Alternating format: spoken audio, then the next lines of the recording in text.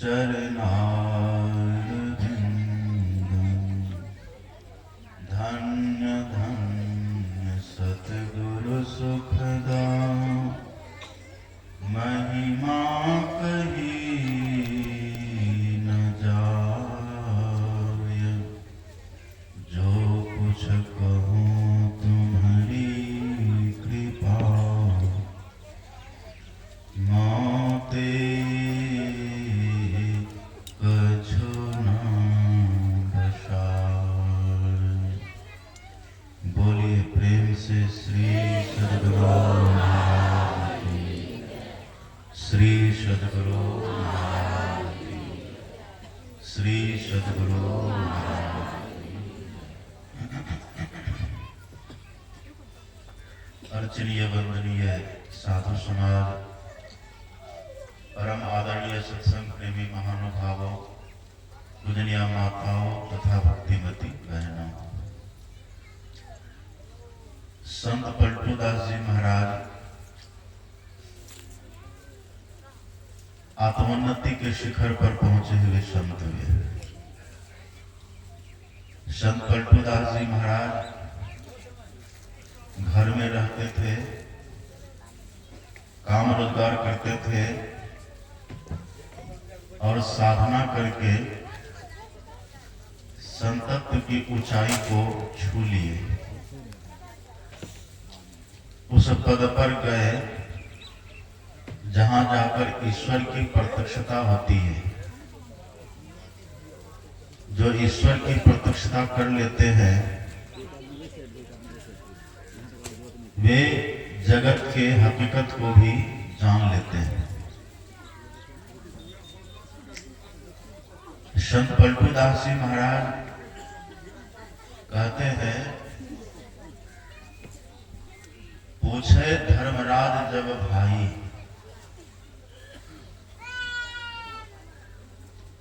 वचन मुख नाही कही आई।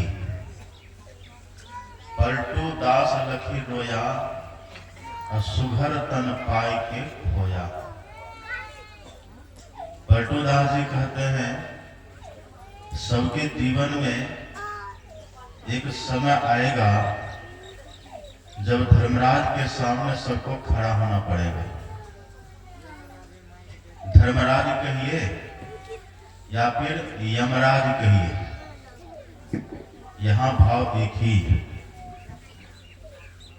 एक दिन ऐसा सबके जीवन में आएगा, चाहे कोई पढ़े लिखे हो अथवा अनपढ़ हो, गरीब हो कि अमीर हो, स्त्री हो कि पुरुष हो, या फिर शूद्र वैश्य हो या फिर क्षत्रिय ब्राह्मण हो, जो भी कोई है, ये क्षण सबके जीवन में निश्चित रूप से आएगा। सबको धर्मराज के सामने अथवा यमराज के सामने खड़ा होना ही पड़ेगा और उस समय सवाल जवाब होगा। प्रधानमंत्री के सामने तो सब खड़े नहीं होंगे, राष्ट्रपति के सामने तो सब खड़े नहीं होंगे, डीएम कलेक्टर के सामने भी सब खड़े नहीं होंगे, लेकिन वहां खड़ा होना बिल्कुल सुनिश्चित है।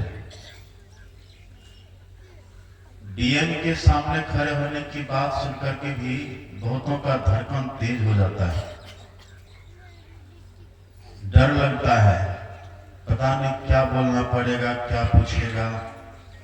डीएम के सामने खड़ा होने में डर लगता है, जज के सामने खड़ा होने में डर लगता है, वकील के सामने खड़ा होने में डर लगता है, पता नहीं क्या पूछेगा, भीतर से बड़ा भय लगता है। लेकिन कल्पना करिए,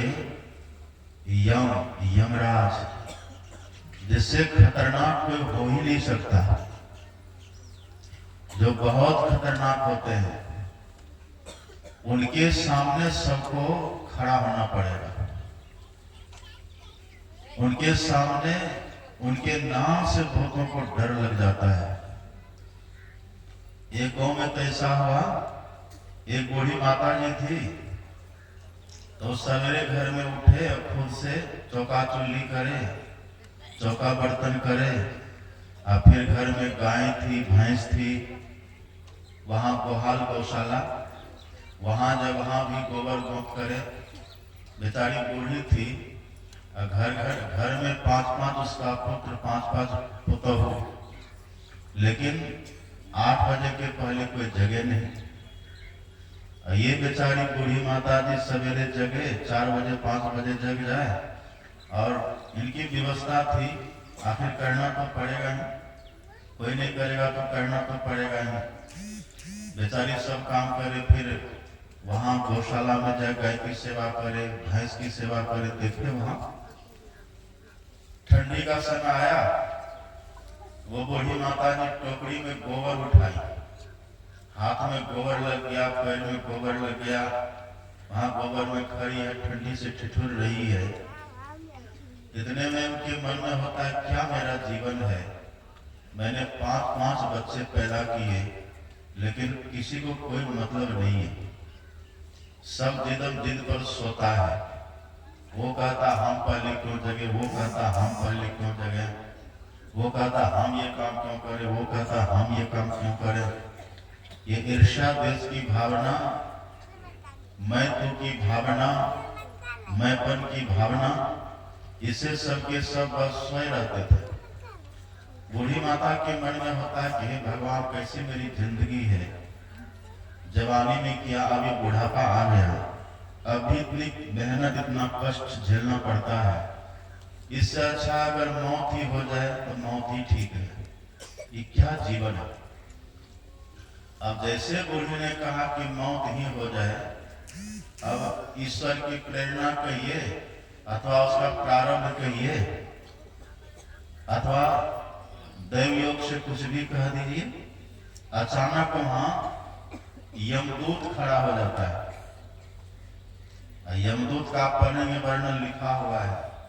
यमदूत के हाथ में रसरी की फसली रहती है, और काला काला शरीर होता है, पूरा शरीर का जो रोआ होता है, जो रोम होता है, वो कटहल के कांटा की तरह बिल्कुल खड़ा, माथे पर 2 सिंह, बड़ी बड़ी दांतें, लाल लाल कोट, जीभ, ये सब देख करके बड़ा डर लगता है। अब बूढ़ी माता जी जैसे मन में भावना करी, वो सामने खड़ा हो गया।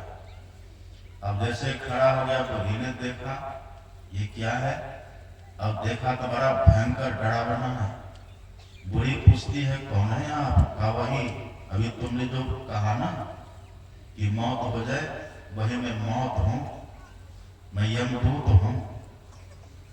कहा कहो अब तुम्हारा क्या विचार है, तुम क्या चाहती हो, बोलो। अब वो बूढ़ी माता जी एक बार गोबर की टोकरी को देखे, एक बार जमदूत को देखे, एक बार टोकरी को देखे, एक बार जमदूत को देखे। जमदूत कहता जल्दी बोलो क्या करना है, जल्दी कहो। आखिर में बूढ़ी कहती है टोकरी उठा दीजिए माथे पर। श्री सद्गुरु महाराज की जय। वो निरीक्षण किया, इतना इतना कष्ट झेलना पड़ता है, सवेरे जगना पड़ता है, गोबर गोप करना पड़ता है, चौका चूल्ही करना पड़ता है, पुत्रों की डांट सहनी पड़ती है, पुतों की उलाहना सहनी पड़ती है, लेकिन तब भी ये सब जो है ना, ये इससे कम ही है। जब ये देखने में इतना खतरनाक, इतना भयंकर है, और जब ये पकड़ करके ले जाएगा तब क्या होगा। बेचारी वो डर गई है, डर के मारे कहा कि यही ठीक है, यही उठा दीजिए। मान लीजिए कि वो बच गई, टोकरी उठा दिए, लेकिन आखिर जाना तो पड़ेगा। बहुत खतरनाक होता है, बहुत खतरनाक। उसके सामने बड़े बड़ों की हिम्मत चूर हो जाती है। आप देखेंगे जो जवानी में बड़ी शक्तिशाली थे, लेकिन जब धीरे धीरे बूढ़ा होता है तो उसकी शक्ति धीरे धीरे पस्त हो जाती है। अब हाथ में वो बल नहीं रहता, पैर में वो बल नहीं रहता। जब वो जवानी में थे क्या दहाड़ मारते थे, जवानी में थे जिधर घूमते थे हाहाकार मचाते चले जाते थे, लोग डरते थे फलाना ऐसा है। लेकिन जब वही व्यक्ति वृद्ध हो जाते हैं तो उनकी शक्ति धीरे धीरे क्षीण हो जाती है। जब मृत्यु जीवन में आती है तो पहले व्यक्ति को कमजोर कर देती है, कमजोर करके उसके अंग प्रत्यंग को शिथिल करके तोड़ करके जवानी की सारी मस्ती को ध्वस्त करके तब वो जब मृत्यु आती है उस समय बड़ा खतरनाक बड़ा भयंकर वो दृश्य होता है। आप देखते होंगे कितने तो वहां पैखाना पेशाब कर देता है। आप देखिएगा वो देखता है पर वहां बैठने वाले किसी को पता नहीं चलता है। जो मरने वाले लोग होते उसको प्रत्यक्ष में दिखता है, पर जो आम लोग वहां बैठे रहते जो उनके अपने से रिलेशन के होते संबंधी के होते हैं उसको पता नहीं चलता, पर मरने वाले को प्रत्यक्ष में दिखता करे ये इतना खतरनाक भयंकर। उस समय एक ही व्यक्ति को हिम्मत रहती है जिसके पास पूरी अपनी होलिया होती है, अपना पूरी तैयारी के साथ जो यहाँ से जाते हैं उसके पास हिम्मत होती है। आप ट्रेन में सफर करके देखिए, जब ट्रेन में सफर करने लग जाते हैं ना व्यक्ति, यदि पास में टिकट नहीं है उस समय टीटी को देख के कितना डर लगता है। कभी सफर तो किए होंगे ना, ट्रेन में तो सफर सब किए होंगे, और हम लोग तो बहुत किए हैं, बिना टिकट का भी बहुत करना पड़ा, तब व्यवस्था थी। और अब भी देखते हैं कि बहुत लोग बिना टिकट के ट्रेन में सफर करते हैं।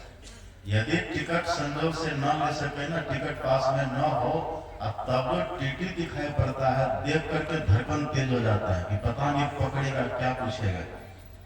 उस समय आप देखिएगा बड़े बड़े लोग छुपने के लिए जगह खोजता है, किधर छुपे किधर भागे। अब टीटी उधर से आ रहा है, पास में टिकट नहीं है, टिकट जो पास में नहीं है, टीटी को देख के कितना डर लगता है। और कितने का तो हम लोग देखते हैं कि डर के मारे शौचालय में घुस जाता है, शौचालय में घुस जाएगा अंदर से लगा लेता है।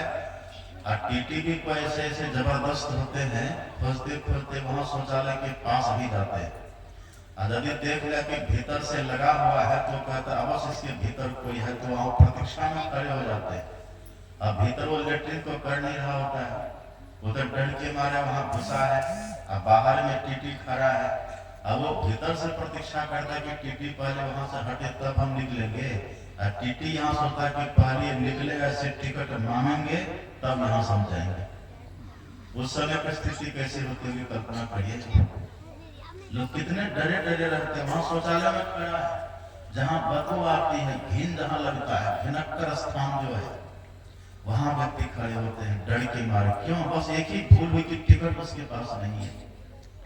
लेकिन आप देखिएगा जिसके पास टिकट होता है, टीटी रास्ते में खड़ा रहता है, और जेब में अगर टिकट होता तो कहते जरा बगल होइएगा तो हमको जाना है, तो टीटी को हटा देता है रास्ते से, और टीटी को साइड होना पड़ता है। लेकिन टिकट में देखिए कितना चमत्कार है। टिकट पास में नहीं है तो शौचालय में भी कांपते हैं डर से जाकर वहां कि पता नहीं टीटी पकड़ेगा, मारेगा, पीटेगा, पुलिस के हवाले करेगा, जेल खाना क्या क्या होगा। लोग कितना डर जाते हैं। और यदि पास में टिकट है तो टीटी को भी साइड करके आगे आराम से चल देता है। और आप कभी कल देखिएगा तो टीटी एक दो बार में न हटे तो डांट भी देता, हटो उधर, डांट के हटा देता है। बस एक ही पलक के पास में टिकट है। यही से ही संत पलटूदास जी महाराज कहते हैं अंतिम क्षण में पूछे धर्मराज जब भाई, अंतिम में वहां पर पूछेगा, सबसे पूछेगा। हम साधु बने तो हमसे भी पूछेंगे, आप गृहस्थ हैं तो आपसे भी पूछेंगे, हम मूर्ख है तब भी पूछेंगे, आप विद्वान है तब भी पूछेंगे, हम गरीब हैं तब भी पूछेंगे, आप अमीर हैं तब भी पूछेंगे, स्त्री हैं तब भी पूछेंगे, पुरुष हैं तब भी पूछेंगे, वो सबसे पूछेंगे। जो ईमानदारी का जीवन जिए हैं, जिनके पास ईमानदारी का टिकट है, जिनके पास सत्कर्म का टिकट है, जिनके पास सत्धर्म का टिकट है, वो तब वहां हिम्मत से खड़े होते हैं। उनको वहां पर डर नहीं लगता है।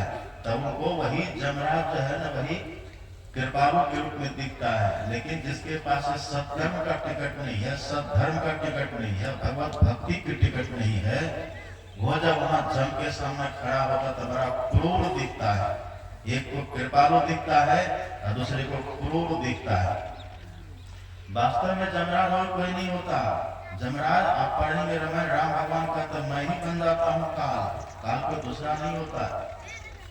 करही मोह बस नर अगनाना, स्वार्थ रत परलोक नसाना, तिनकर काल रूप में भ्राता, सुगर अशुभ कर्म फल दाता। हे भाई, जो व्यक्ति अज्ञानता में पड़ के अशुभ अशुभ कर्म करते रहते हैं, दूसरों से भी करवाते हैं, उसके लिए मैं ही काल बन जाता हूँ। और यदि कोई व्यक्ति सत्कर्मी हो, पहले क्या था वो मैंने नहीं रखता, पहले आप क्या थे वो मतलब नहीं रखता, लेकिन जब से आपको होश हुआ, आपने होश संभाला, आपने सत्संग सुना, महापुरुषों का संग किया, तब से ऐसा समझे कि जीवन में सत्य सत्कर्म करते रहे, सद्धर्म करते रहे, परोपकार करते रहे, पुण्य कर्म करते रहे। ऐसे व्यक्ति के लिए भगवान करुणावान हो जाते हैं, वो जमराज उनके लिए कृपालु हो जाता है। यही टिकट है सत्कर्म का। ये सबके जीवन में अंतिम क्षण में आता है। और आप जानते हैं, जैसे जमराज के सामने जाएंगे ना, उनका सबसे पहला प्रश्न होगा क्या नाम है, आपका नाम क्या है।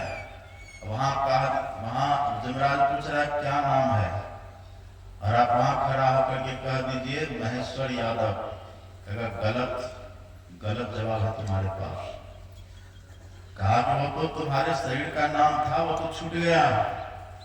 जो नाम तुम बता रहे हो ना, महेश्वर यादव, फलाना दास, फलाना मंडल, फलाना साहब, फलाना झा, फलाना सिंह, ये सब जो बता रहे हो, ये तो तुम्हारे शरीर का नाम था और वो तो वहीं छूट गया। तुम्हारा नाम क्या है बताओ। अब कभी तो सत्संग सुने नहीं कि वास्तव में हमारा नाम क्या, हम कौन है। कभी तो सत्संग सुने नहीं, कभी तो महापुरुषों के सानिध्य में गए नहीं, बस अपना नाम लिए फिर हम फलाना यादव है, फलाना दास है, फलाना साहब, फलाना मंडल, और वही खोपड़ी में घुसा हुआ है, दिमाग में वही बात बैठी हुई है। और जैसे जमराज वहां पूछेगा, कह दीजिएगा फलाना यादव है, फलाना दास है, फलाना पासवान, फलाना राम, कुछ भी कर दीजिएगा, वो कहेगा बिल्कुल गलत जवाब। ये गलत जवाब है। ये तो नाम शरीर का था, वो शरीर छूट गया, नाम भी खत्म हो गया आपका। फिर पूछेगा पिताजी का नाम बताओ, पिताजी का नाम क्या है। फिर आप कह दीजिएगा फलाना बाबू, फलाना बाबू। फिर कहेगा गलत, ये पिता तो तुम्हारे शरीर के थे, और जो शरीर को तुम्हारे वो पिताजी जन्म दिए थे, वो शरीर भी तुम्हारा छूट गया। जब शरीर छूटा, उसी के तो जन्म देने वाले पिताजी थे, तुम तो शरीर हो नहीं, तुम्हारे पिताजी कौन है वो बताओ। दिमाग में तो वही बैठा हुआ है सब दिन, हमारे फलाने पिताजी हैं। फिर माँ का नाम पूछेगा, फिर वही माँ का नाम बताइएगा, तो फिर वो भी गलत हो जाएगा। दिमाग में तो वही बैठा हुआ है ना। फिर पूछेगा घर कहाँ है, कह दीजिएगा केवट गामा, सिकरहटी, छर्रापट्टी, खुर्दा, करवेली, सब गलत हो जाएगा, सब गलत। पूछेगा धर्मराज तो क्या तू बताएगा, वहां पूछेगा। पूछे धर्मराज जब भाई, वचन मुख नाही कभी आई। ऐसा जो कुछ हम जवाब दिए ना, वो सब गलत जवाब है। न तो हमारा फलाना नाम है, न तो हमारे पिताजी का फलाना नाम है, ये सब तो शरीर का नाम था वो। जैसे शरीर हमारा छूटा ना, तो शरीर के छूटते ही जितने नाते रिश्तेदार थे शरीर के सब छूट गया। अब उसी को दिमाग में बिठा करके रखते हैं वहां पूछता है, बहुत खतरनाक होता वहां। को मैं आया कहां से, कित जाना कित सार, को मम जननी को मम पिता, या को कहिए विचार। अभी विचारे हम कौन हैं, हम कहां से आए, हम कहां जाएंगे, कौन पिता है, कौन माता है, अभी विचार किए। यहाँ भी आप किसी पुलिस थाना में चले जाइए, वहां पर दरोगा पूछेगा कि क्या नाम है, वहां ये नाम चलेगा आपका। पिताजी का क्या नाम है, वहां ये नाम पिताजी का चलेगा। लेकिन वहां तो ये नहीं चलेगा, वहां पूछेगा। अब किससे पूछेगा, जो मरेंगे उससे पूछेगा। अब मरने का समय निश्चित है क्या सबका, कौन कब मरेंगे किसी का पता है, कोई नहीं जानते। नहीं बालक नहीं योग ने, नहीं वृद्धि कछु बंध, अब अवसर नहीं जानिए जब आए पर जम फंद। जम का फंदा कब आएगा किसी को पता नहीं है।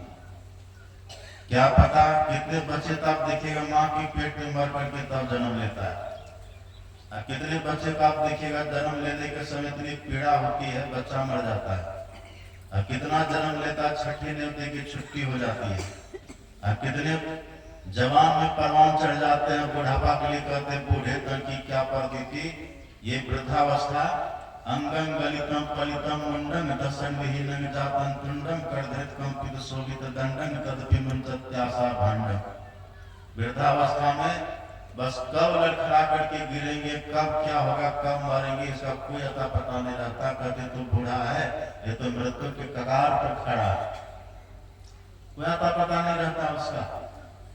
कब मरेंगे पता नहीं, पर मरेंगे जरूर। वहां पूछेगा पलटू दास जी कहते पूछे धर्मराज जब भाई वचनों के ना ही कही आई।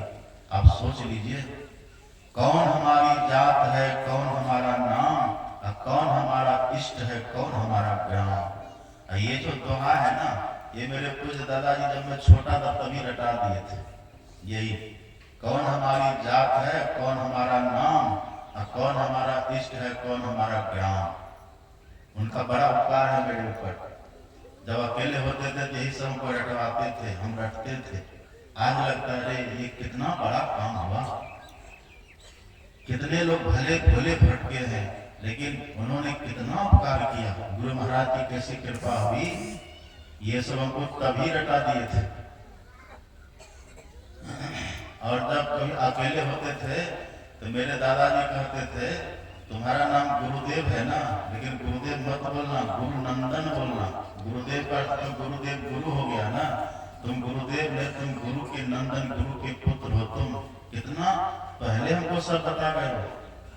और मेरी माँ को मैंने सुना, मेरी माँ को कोई पूछता था ना, जब उनके साथ कहीं जाते थे हम किसी घर, जहाँ हमको याद है वो दृश्य।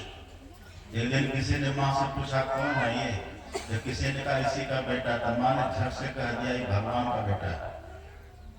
संजोग ऐसा हो जाता है ना, ये देखिए संजोग हो जाता, दिमाग में बात बैठ जाती है। आप बच्चे को जैसा देंगे ना वैसा बैठ जाता है।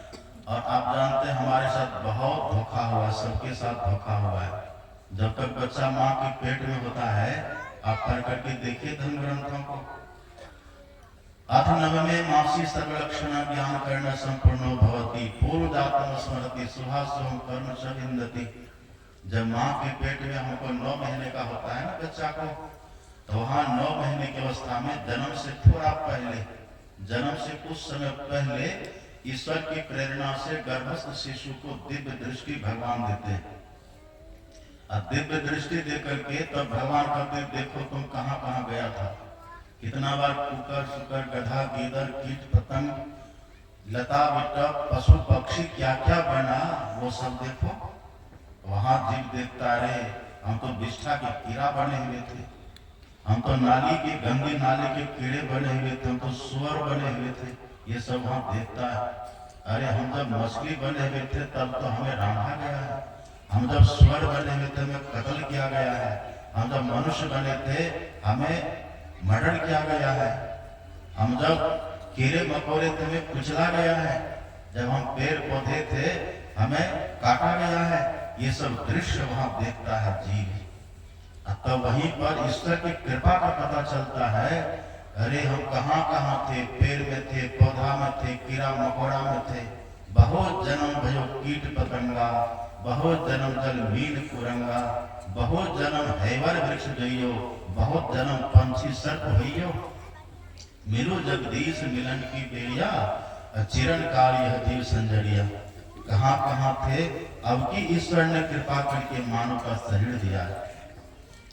जैसे वहां हम देखते हैं उसी समय वहां हमने स्तुति करी, सब जितने हैं ना सब स्तुति की प्रार्थना की भगवान से कि प्रभु अवरी के बेर बकसो मोरे साहब, जन्म जन्म के चेरी है, चरण कमल में हृदय लगाए कपट कागज सब फाड़ी है।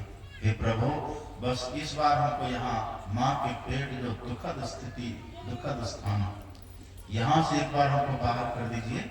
हम बाहर जाकर के बस आपके भजन में लगेंगे, आपका चिंतन करेंगे। वहाँ संकल्प करता है जीव। बस उसी संकल्प से ईश्वर प्रसन्न होकर के जीव को माँ के पेट से बाहर करता है। अब देखिए बाहर जैसे बच्चा होता है ना, तब माँ देखती है, चाहे वहाँ कोई दादी है, कोई और है, नानी जो भी रहती है वहाँ वो देखती है कि लड़का है कि लड़की। जैसे वहाँ देखता है ना लड़का है तो झट से कह देता है, वो कह देते हैं कि ये बेटा है, कोई कह देता तक्षण की मेरा बेटा है, उधर से कोई कह देता मेरी पोता है। वही क्षण सबसे बड़ा धोखा का क्षण होता है। यदि उस समय उस बच्चे के कान में सबसे पहला शब्द ये जाता, ये भगवान की संतान है, ये ईश्वर का अंश है, वही क्षण का जो संस्कार होता है वो जीवन भर अमिट हो जाता है। लेकिन पहला धोखा वही हो जाता है। कोई कह देता बेटा, कोई कह देता पोता, कोई कह देता नाती। अब जो अभी तक माँ के पेट में भगवान का बना हुआ था, इधर बाहर आकर के अब इन सब का बन गया। अब बस भूले ही रह जाते हैं, जीवन पर्यंत मृत्यु पर्यंत भूले ही रह जाते हैं कि हम पहले किसी के थे, हमने कहीं कोई संकल्प किया है, ये बात को बिल्कुल भूले रह जाते हैं। तब संत महात्मा याद दिलाते हैं, संत महात्मा कहते हैं गर्भवास में कौल किया था, नाम जपूंगा मैं तेरा, इस झूठी दुनिया में आकर नाम जपन क्यों भूल गया। संत महात्मा समझाते तो संत महात्मा की बातों को लोग मजाक समझ लेते, कहते ही महात्मा ऐसे बकवा करते। लेकिन अंतिम जब क्षण आता तब फिर वहां पूछता है, बताओ कौन हो तुम, क्या तुम्हारा नाम है, कौन हमारी जात है, कौन हमारा नाम, कौन हमारा इष्ट है, कौन हमारा ग्राम। वो पूछेगा कौन तुम्हारा नाम है, कहाँ तुम्हारा ग्राम है, कौन तुम्हारे इष्ट है, बताओ। यदि वहां कर दीजिएगा फलाना फलाना, तब खतरा, तब खतरनाक स्थिति हो जाएगी। इसलिए यहाँ आप पढ़िएगा, सभी संत महापुरुष कहते हैं, हमारे गुरु महाराज जी लिखते हैं पदावली में, गुरु महाराज जी लिखते हैं, जीवो परम पिता निज चिन्हो, कहते संतन हितकारी। हे जीवात्माओ, जो आपके परम पिता है ना, उनकी पहचान कर लीजिए। शरीर के जन्म देने वाले को पिता कहते हैं, लेकिन हम तो शरीर है नहीं, हम तो इसके भीतर रहने वाले जीव तत्व है। जीव जिससे प्रकट हुआ है उसे वो कहते हैं परमात्मा। तो शरीर के जन्म देने वाले हैं पिता, और हम जो जीवात्मा है ये जिससे प्रकट हुआ है वही है परम पिता। तो जब तक शरीर है हमारा तब तक इस पिताजी का काम करता है। आप थाना जाएंगे वहाँ काम पड़ेगा, स्कूल जाएंगे वहाँ काम पड़ेगा, किसी ऑफिस में जाइएगा वहाँ काम पड़ेगा। जब तक शरीर है तब तक ये जन्म देने वाले माता पिता का काम करता है। इनकी सेवा मैंने पहले दिन कहा था, जो माता पिता की सेवा नहीं करता वो कृतज्ञ है। लेकिन भगवान का ये भी बात का ध्यान रखना चाहिए, जिसका हम अंश हैं, जिनकी हम संतान हैं, जिनकी हम संतति हैं, उनकी भी पहचान होनी चाहिए। ये तो जब तक शरीर हमारा है ना तब तक सब है। जादिन मन पंछी उड़ी गई हो, और तादिन तेरे तन तरवर के सवे पात झड़ी गई हो। जैसे पेड़ की जड़ जब तक है ना तब तक डाल पात है, और जड़ जैसे उखड़ी, मूल जैसे उखड़ा, सब डाल पात सब सुख साके झड़ झड़ के समाप्त हो जाता है। ऐसे जब तक हमारा शरीर है तब तक कोई भाई है, कोई बंधु है, कोई सखा है, कोई सहोदर है, कोई पिता है, कोई माता, ये सब होता है। और जैसे शरीर हमारा छूटा, सब झड़ झुड़ के सब समाप्त हो जाता है। कुटुंब संगाती बीच में, आदि अंत न कोय, बीच मिला बीच ही गया, सहजो संग न कोय। अव्यक्तादीनि भूतानि व्यक्त मध्यानि भारत, अव्यक्त निधना देव तत्र का परिदेवना। भगवान कृष्ण कहते हैं, अरे अर्जुन, जन्म के पहले तेरा कोई नहीं था, मर जाओगे तब भी तेरा कोई नहीं रहेगा। ये बीच में 10, 20, 50, 100 साल के लिए सब मिले हैं, इसी में तुम रम गया और परम पिता को भूल गया। यही सबसे खतरनाक है। इसका मतलब आप क्या समझते हैं? जो परम पिता को याद करते हैं, जो परम पिता का भजन करते हैं, वो इस माता पिता का अपमान करेंगे? कभी नहीं। जो ईश्वर की भक्ति करेंगे वो दुनिया वालों से ज्यादा अपने भाई को प्रेम करेंगे, अपनी बहन को प्रेम करेंगे, अपनी माँ को प्रेम करेंगे, अपने पिता को प्रेम करेंगे। वो सबसे ज्यादा सेवा भी करेंगे। क्यों करेंगे? क्योंकि अब सबके भीतर अपने परम पिता को देखेंगे कि पिता के रूप में तो वही ईश्वर है, माँ के रूप में तो वही ईश्वर है, भाई के रूप में तो वही है, बहन के रूप में तो वही है, पत्नी के रूप में वही है, पति के रूप में वही है। अब प्यार से बोलेगा, प्यार से व्यवहार करेगा। उनकी निष्ठा है ईश्वर में, पर व्यवहार संसार में मधुर हो जाता है। इसलिए कभी ये मत समझिए कि जो साधु महात्मा हो जाते हैं ना, वो नीरस हो जाते हैं, वो अक्षर हो जाते हैं। ऐसा कुछ भी नहीं होता। उनके भीतर तो प्रेम का बाढ़ होता है, प्रेम का बाढ़, हाँ, पर उसको आसक्ति नहीं होती, उनको मोह नहीं होता। उनके भीतर विवेक की दृष्टि, विवेक की आंख होती है। वो साधु बन करके रहेंगे तब भी सबसे प्रेम करेंगे, और घर में रहेंगे तब भी सबसे प्रेम करेंगे। और यदि आपका कोई पुत्र है अथवा पुत्री है, वो ईश्वर तत्व के लिए नहीं समझा, नहीं बुझा, तो फिर वो होता है कि वो पिताजी है ना, उस बहन को ज्यादा मानता है, पिताजी उस भाई को ज्यादा मानता है। ये ऊंच नीच की भावना बनी रहेगी, और इसी चलते लोगों को घर में प्रेम नहीं होता। पुत्र को पिता से प्रेम नहीं होता, भाई को बहन से प्रेम नहीं होता, पुत्री को माँ से प्रेम नहीं होता है। वहां द्वैत है ना, वहां देखते कि हमको मानते हैं कि नहीं, वो हमको मानते हैं, कितनी कितनी दृष्टि, वहां कितना कितना भेदभाव रहता है। ये सब द्वैत समाप्त होता है। अब घर में भी रह के यदि कोई भजन करे, सत्संग ध्यान करे, उसके भीतर विवेक जगता है और ईश्वर का प्रेम प्रकट होता है। वो सबसे प्रेम से बात करेगा। वो पत्नी से भी बात करेगा ना, तो बोलेगा, देखेगा पत्नी को, उनकी आंख लगता है कि पत्नी को देख रहा है, पर उनकी चेतना ईश्वर को निहारती रहती है। अब वो पत्नी से बोलेगा भी तो प्रेम से बोलेगा, देवी आज ये काम तूने नहीं किया, देवी ये काम कैसे खराब हो गया। वो पत्नी को बोल रहा है, पर उसकी चेतना ईश्वर से तारतम्य है, प्रेम से बोलेगा। ऐसा तो नहीं, देखिए कितनी कटुता, कितना झगड़ा होता है पति पत्नी में बनता है। लिखा है भागवत में, तरुणी प्रभुता गेहो गेहे दंपति नाम से कल करम। पति पत्नी में कलह मचा रहता है, पति पत्नी में कलह है। पति को मन होता है कि तो फलाने की बेटी है, फलाने गांव से, ये फलाने की बेटी, फलाना चलाना ढकाना। अब पत्नी भी कहती ये तो फलाने का बेटा है, ये कभी हमारा होगा। अब वो पत्नी अपने मायके से जुड़ जाती है, अब पति भी इधर अपने से जुड़ जाता है, पति पत्नी में टेंशन चलता रहता है। ये सब होता है। लेकिन जब अध्यात्म से जुड़ करके रहेंगे, सत्संग से जुड़ करके रहेंगे, सदाचारी बन करके रहेंगे, आस्तिक बन करके रहेंगे ना, तो आपको सबके भीतर वही एक ही तत्व का आभास, विवेक जगेगा।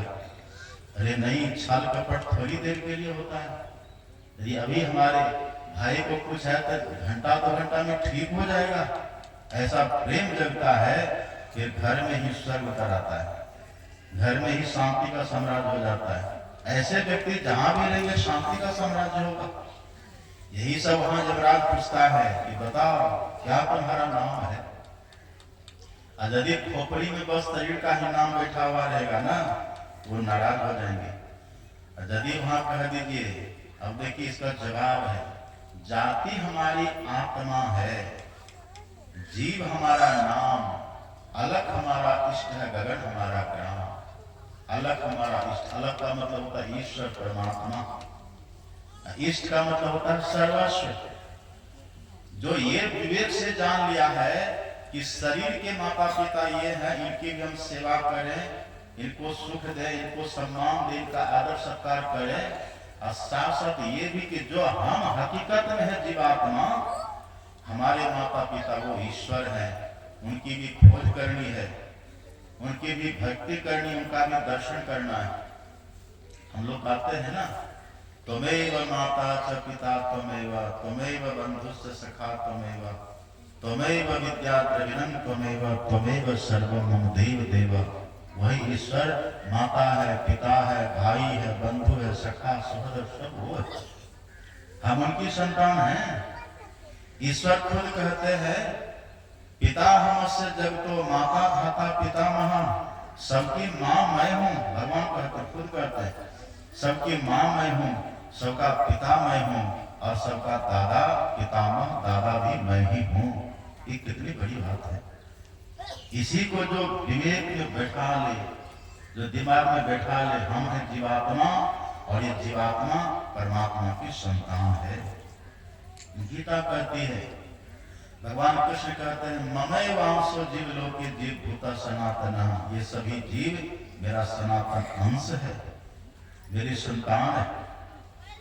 हमारे गुरु महाराज जी कहते, करहु अनुग्रह प्रीतम साहब, तुम अंशक में अंश हो और तुम सूरज में किरण, तुम्हारी तुम वंशक में वंश हो। हे प्रभु, आप तो अंशक हो और मैं अंश हूँ, आप वंशक हो मैं वंश हूँ, आप सूर्य हो मैं आपका प्रकाश हूँ, आप पिता हो मैं आपका पुत्र हूँ, आप माता हो मैं आपका पुत्र हूँ, आप बहन हो मैं भाई हूँ, आप भाई हो मैं बहन हूँ, आप विद्या हो मेरी विद्या हो, बुद्धि हो मेरी बुद्धि हो। ऐसा एक निष्ठ भाव जब इष्ट के प्रति हो जाता है तब उनको जमदूत भी भगवान के रूप में दिखता है, तब उनको भय नहीं लगता, अरे ये तो वही है भगवान। फिर उनको मरने के समय आनंद आता है, जा मरने से जग डरे मेरो मन आनंद, कब मरियो कब परियो पूर्ण परमानंद। मरिए तो मरी जाइए छुट्टी पड़े जंजार, ऐसे मरने को मरे दिन में 100 बार। जीना से मरना भला जो मरी जाने कोय, अब मरने पहले जो मरे अदृढ़ अमर होए। ये स्थिति आ जाती है। वही उस परम पिता परमात्मा की पहचान करिए। दुनिया में 3 तरह के लोग होते हैं। एक होते हैं, उसको कहते हैं पूर्ण आस्तिक, एक होते आस्तिक, एक होते हैं नास्तिक। नास्तिक उसको कहते हैं जो न ईश्वर को माने और न जीव को माने, जो कहते बस शरीर ही हम है, शरीर है, जब तक शरीर है तब तक हम है, शरीर खत्म तो हम भी खत्म, हम कोई अलग चीज नहीं, ऐसा वो लोग कहते हैं। उसी को बोलते हैं नास्तिक। ये नास्तिक लोग क्या करते हैं, ये नास्तिकों का कहना होता है, यावत जीवेत सुखम जीवेत ऋणम कृत्वा घृतम पिबेत भस्मीभूत शरीरस्य पुनरागमन कृतो भवेत्।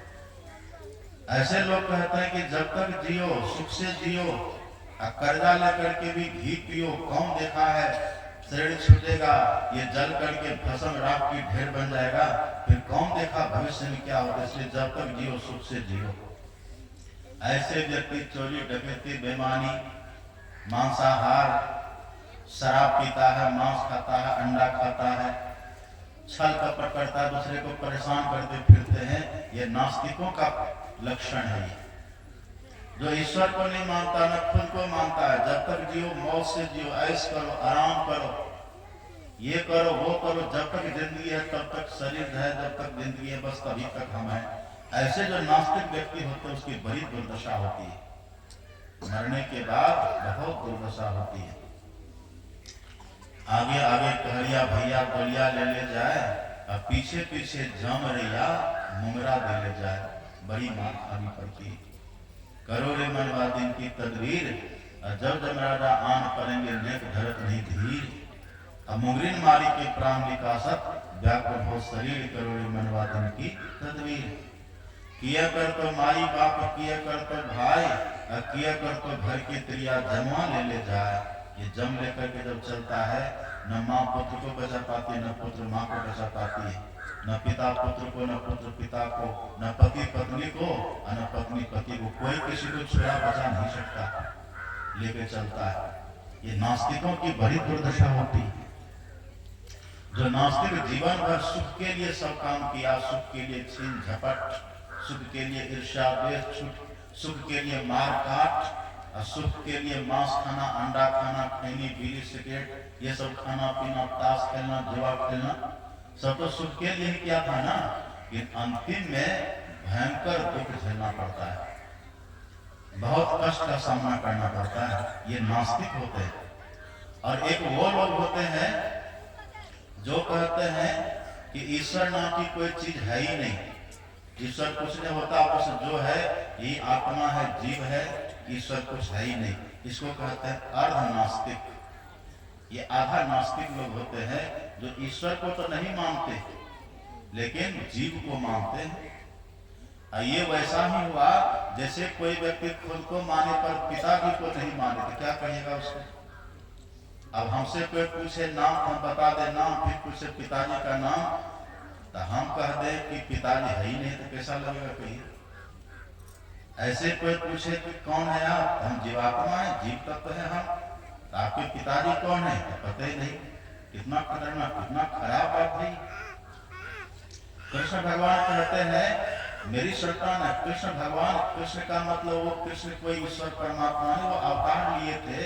अपने अवतार की दृष्टि से कहते परमात्मा तो एक है, ईश्वर तो एक है।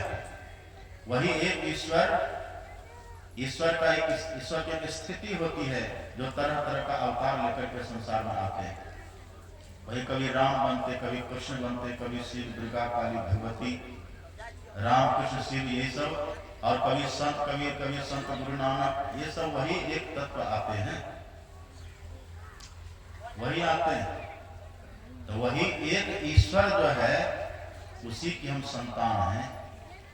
तो जो अपने को माने, जीव को नहीं माने, जीव को माने, ईश्वर को नहीं माने, उसको कहते हैं अर्धनास्तिक।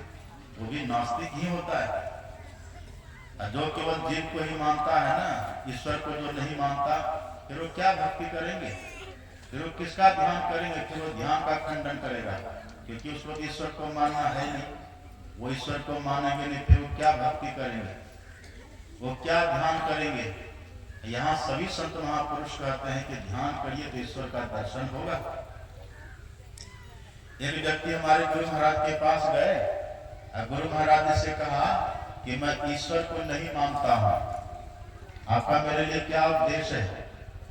तो गुरु महाराज ने कहा कि ठीक है, आप ईश्वर को नहीं मानते, मत मानिए, लेकिन आप सुख को चाहते हैं ना, आप शांति को चाहते हैं ना, तो सुख शांति की चाहना यदि आपके भीतर है तो ठीक, आप ईश्वर को मत मानिए, आप ध्यान करिए, सत्संग करिए, ध्यान करिए, सदाचार का पालन करिए।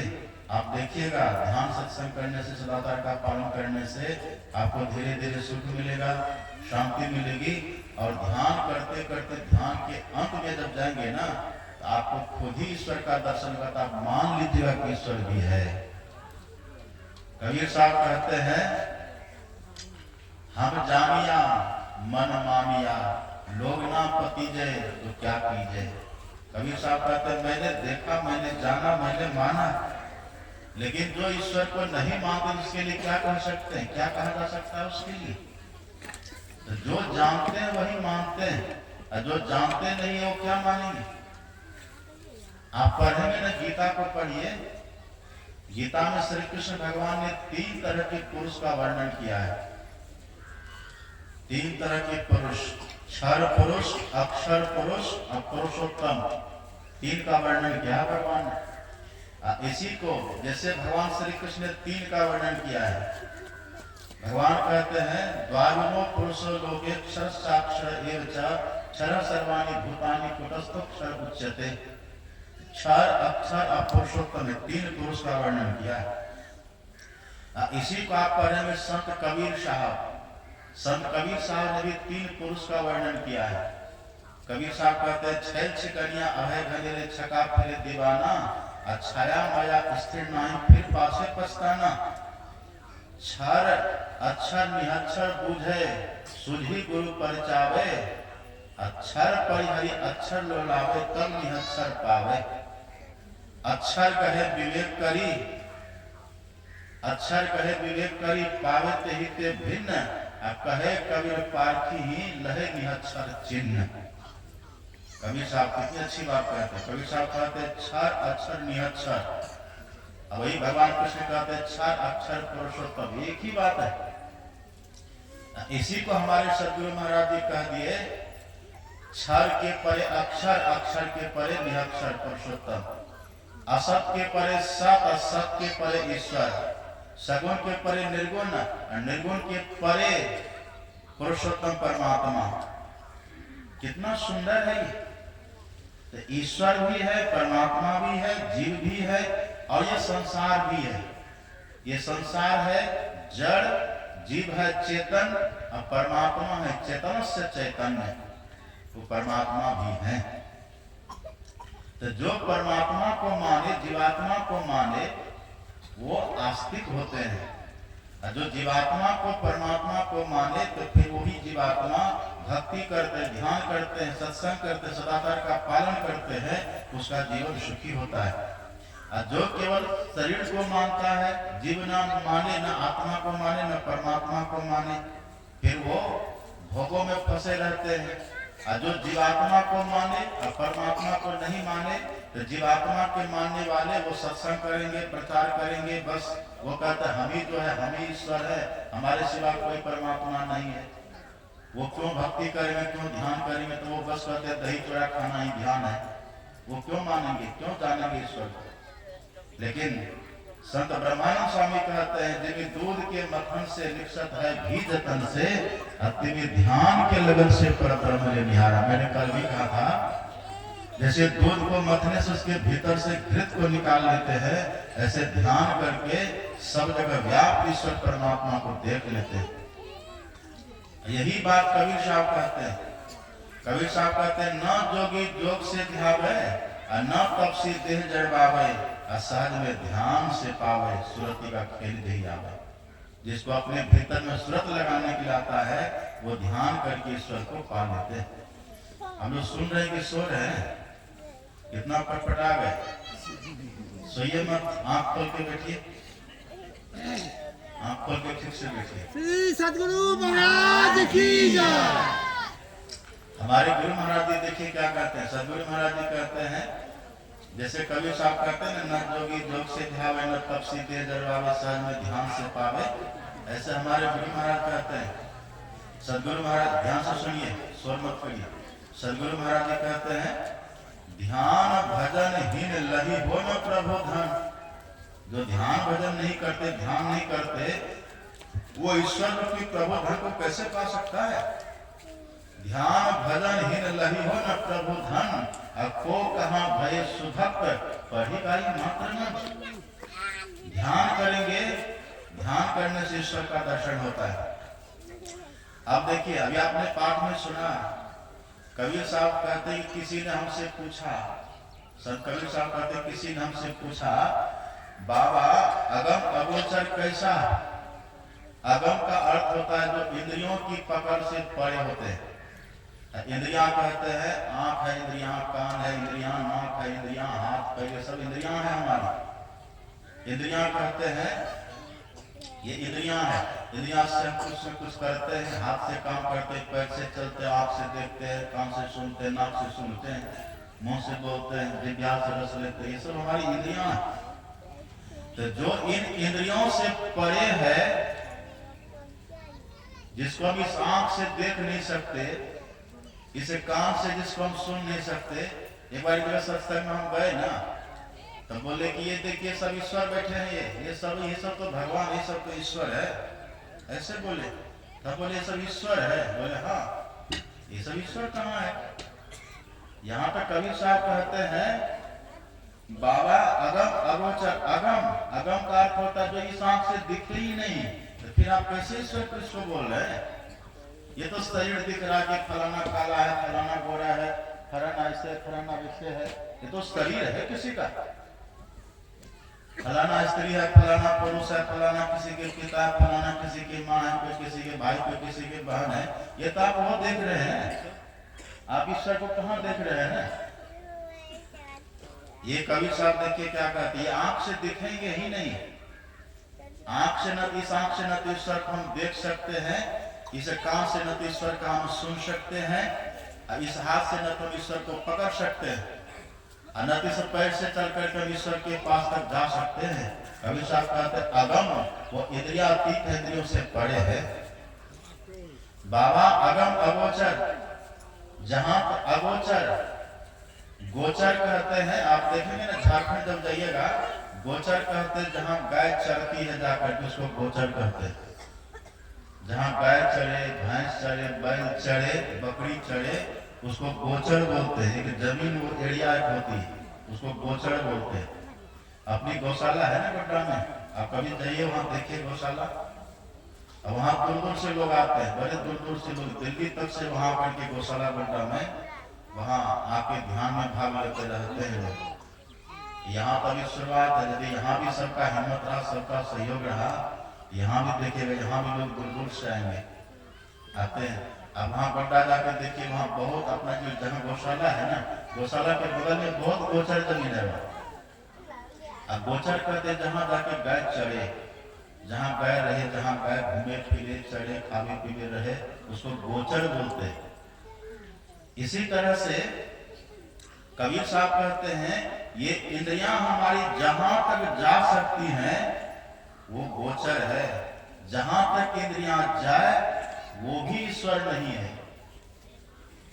इंद्रियां, मन कहां तक जाता है? देखिए, मन में लोग चिंतन करते करते क्या से क्या बना दिए, मन से चिंतन करके बुद्धि से निर्णय करके हवाई जहाज बना दिए, मन से चिंतन करके बुद्धि से निर्णय करके ट्रेन बना दिए, प्लेन बना दिए। लोग कहाँ का समुद्र के भीतर घुस गए, मंगल ग्रह पर चले गए, चंद्र ग्रह पर चले गए, हिमालय की चोटी पर चढ़ गए। ये सब तो मन का चिंतन है। पर आप कहीं भी चले जाइए, ये सब में ईश्वर का दर्शन कहीं नहीं होगा। कबीर साहब कहते बाबा अगम अगोचर कैसा, ताते कहीं समझाओ ऐसा। अब देखिए कबीर साहब साफ खुलासा करते हैं।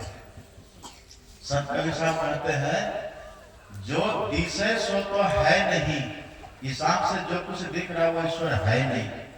और जो वास्तव में ईश्वर है, परमात्मा है, जिनके हम संतान हैं, जो हमारे माता पिता हैं, वो जैसा है इस मुख से उनके लिए वैसा हम कह नहीं सकते। जस कथिए तस होत नहीं। सुनिए ध्यान से, शोर मत करिए, कोई गपशप मत करिए बीच में। जस कथिए तस होत नहीं, जस है तैसा सोए, अकात सुनत सुख उपजे अरु परमारथ भई। ईश्वर जैसा वैसा कोई कह नहीं सकते, और जैसा कोई कहते हैं वैसा ईश्वर है ही नहीं, वैसा है ही नहीं है। तो जैसा कबीर साहब कहते हैं जो दिशे सो तो है नहीं, है सो कहा नहीं जाई। तब अब कबीर साहब कहते सैना बैना कहीं समझाओ, गूंगे का गुड़ भाई। हे भाई, जैसे कोई गूंगा व्यक्ति उसको गुड़ खिला दीजिए, क्या बोलेगा वो?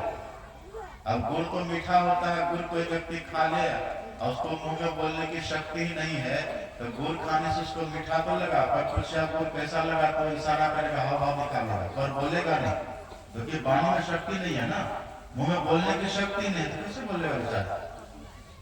इसी तरह से कबीर साहब कहते हैं सैना बहना कहीं समझाओ, गूंगे का गुड़ भाई। हे भाई, जैसा वास्तव में ईश्वर है ना, वैसा हम कहीं से मुंह से कह ही नहीं सकते। तब कबीर साहब कहते हैं समझा होई सो शब्द चिन्ह अचरज भय अयाना।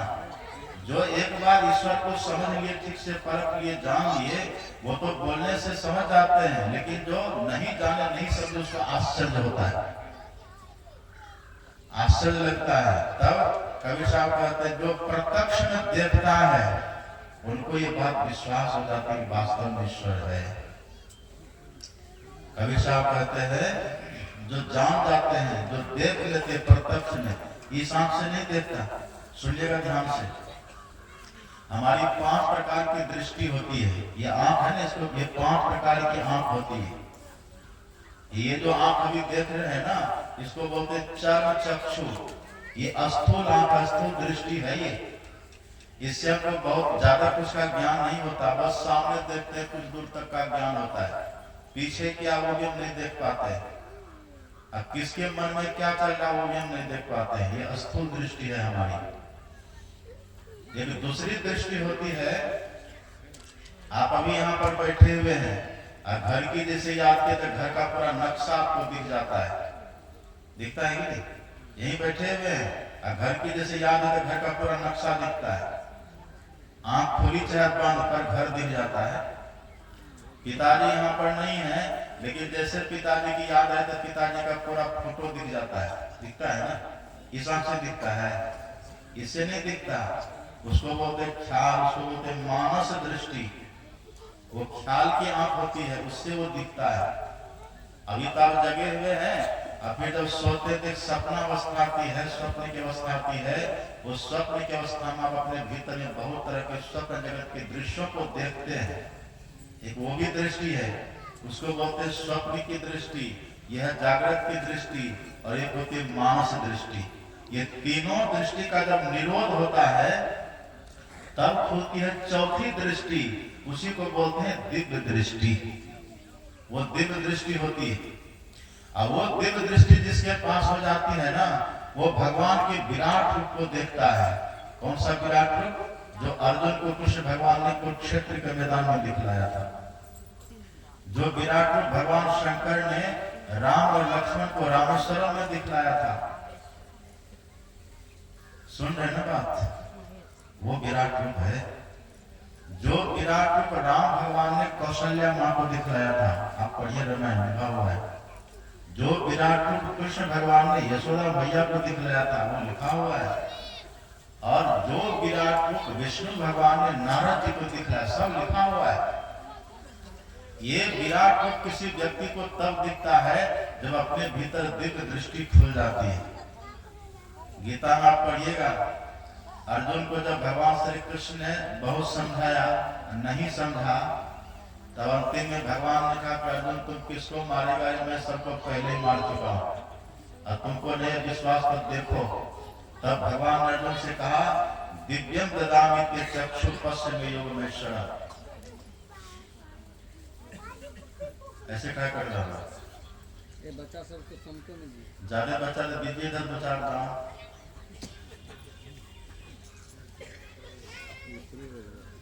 एक जगह हम गए ना, एक जगह हम गए सत्संग में, तो एक बूढ़ी माता जी आई अपने छोटा सा पोता को लेके, और कहती बाबा है प्रणाम करो।